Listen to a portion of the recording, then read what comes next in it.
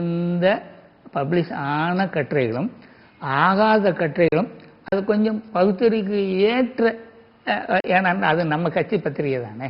அதில் மருத்துவ கட்சியினால மருத்துவம் மட்டும் சொல்ல வேண்டும். இதில் எல்லா அதையும் அனுப்பலாம் என்று அனுப்பியிருக்கிறேன். அது அக்னாலஜ்மெண்ட்லாம் கிடைத்திருக்குது.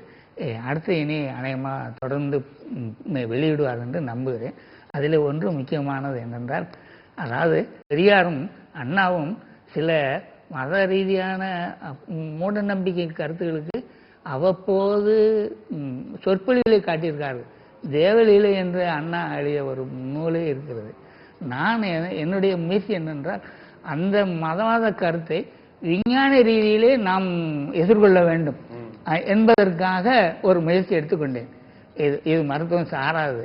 அதற்கு ஆதாரமாக எடுத்துக்கொண்ட முதல் கட்டுரை வீணா லெஸ் சரஸ்வதி பிகேம் வீணா சரஸ்வதி என்று ஒரு ஆராய்ச்சி செய்தேன். அதற்கு தொல்பொருள் இலாக்கா அந்த நூல்களிலிருந்து ஒரு 4வது நூற்றாண்டு இந்த கருத்து, இந்த சரஸ்வதி வணக்கம் என்ற ஒரு கருத்து 4வது நூற்றாண்டிலேயே ஏற்பட்டிருக்கிறது.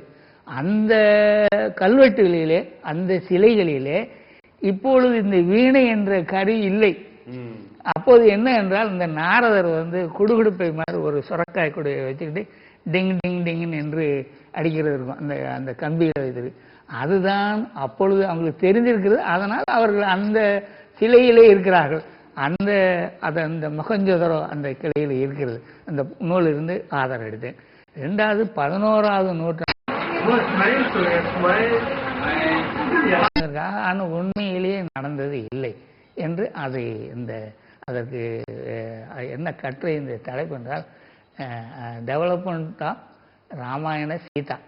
அந்த சீதா இதை அமெரிக்காவில் உள்ள ஒரு ஒரு பொற்காட்சியில் மியூசியத்திலே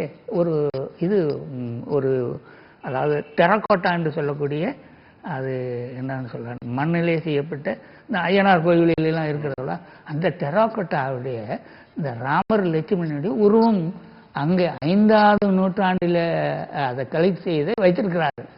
அது எனக்கு ராமா த லெஜெண்ட் என்ற ஒரு நூலில் அந்த படத்தை எழுதுவார். அதில் பார்த்தால் அந்த ராமனும் லட்சுமணனும் கோமணம் கட்டி கொண்டு இருக்கிறார்கள். நாகரிகமே இல்லை. ஆனால் இந்த முதுகிலே அந்த வில் வேட்டையாடுகின்ற அந்த அது என்னவோ தம்புரா என்பதை சொல்வார்கள், அது இருக்கிறது, அந்த அம்பு இருக்கிறது.